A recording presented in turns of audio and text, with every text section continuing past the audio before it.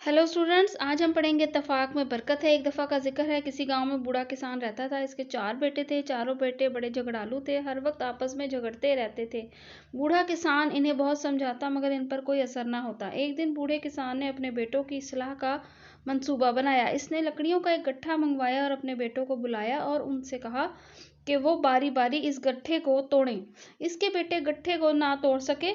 फिर बूढ़े किसान ने गट्ठा खोल दिया।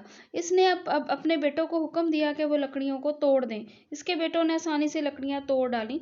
बूढ़े किसान ने इस मिसाल के जरिए अपने बेटों को समझाया कि इत्तेफाक में बरकत है। इसके बेटे इसकी बात समझ गए और अमन और प्यार से रहने लगे। नतीजा, इत्तेफाक में बरकत है।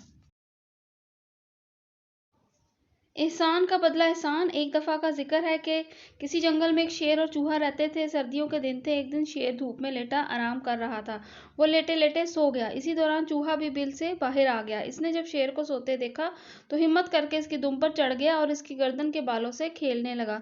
इतने में शेर की आंख खुल गई तो इसे बहुत गुस्सा आया। इसने चूहे को अपने पंजे में पकड़ लिया और इससे कहा कि तुम्हें मालूम नहीं कि मैं जंगल का बादशाह हूँ, मैं तुझे मार डालूंगा। चूहा डर गया। इसने शेर से कहा, जंगल के बादशाह मुझ पर रहम करो, मुझे छोड़ दो, हो सकता है कि मैं भी आपके काम आ जाऊं। शेर हंसा और इसने कहा कि तुम मामूली से चूहे मेरे क्या काम आ सकते हो, लेकिन मैं तरस खा के तुम्हें छोड़ देता हूँ। कुछ दिन बाद एक शिकारी जंगल में आया। उसने शेर पर जाल फेंका और शेर जाल में फंस गया। इतने में चूहा उधर आ निकला। इसने शेर को जाल में फंसे देखा।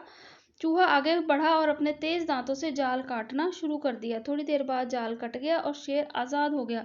शेर जान गया कि एक मामूली चूहा किस तरह शेर के काम आ सकता है। इसने चूहे का शुक्रिया अदा किया। नतीजा, एहसान का बदला एहसान, नेकी का सिला ज़रूर मिलता है।